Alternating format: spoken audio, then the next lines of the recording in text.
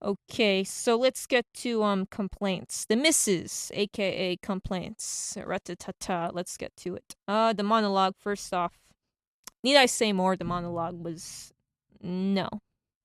Tom Cruise and James Cameron were smart enough to avoid this cringe display for whatever reason. They say that. I mean, look, he's Tom Cruise. Tom Cruise has somewhere else to be. Has somewhere else to be.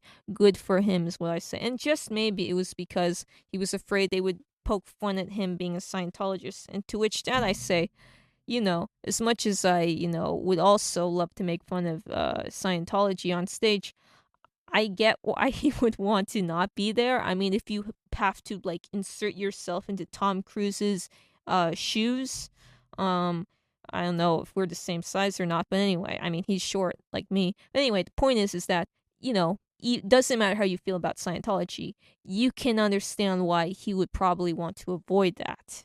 And as for James Cameron's smart. I mean, he's smart enough to, make billions of dollars worldwide with his hit movies. He's smart enough to avoid that cringe. And yeah, and the cocaine bear bit later in the show should have showed us a person, and it should have been Matt Damon. Now there's a bit that would have been funny. The donkey appearing in the show was sweet. Though I would personally put out a list. I mean, I did personally put out a better list saying that the Oscars would be saved if Jenny or the EO donkey appeared.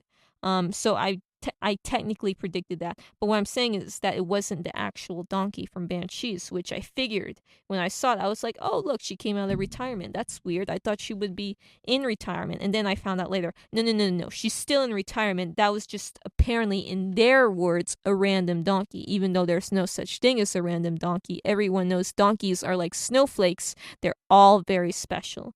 My point is this, okay? That, she would never leave retirement. Jenny wouldn't do that. So the Oscars were, in my opinion, half saved because of that. Okay, not entirely saved, half saved. So it wasn't a total disaster. That was messed up though, man. The Colin Farrell, he took those Irish jokes, those awful cheap Irish jokes, like a champ. But to quote Azealia Banks, the Irish people did not deserve that. The Irish do not deserve this, to quote Azealia Banks. I mean, look, let's face it, the Irish, they have a history of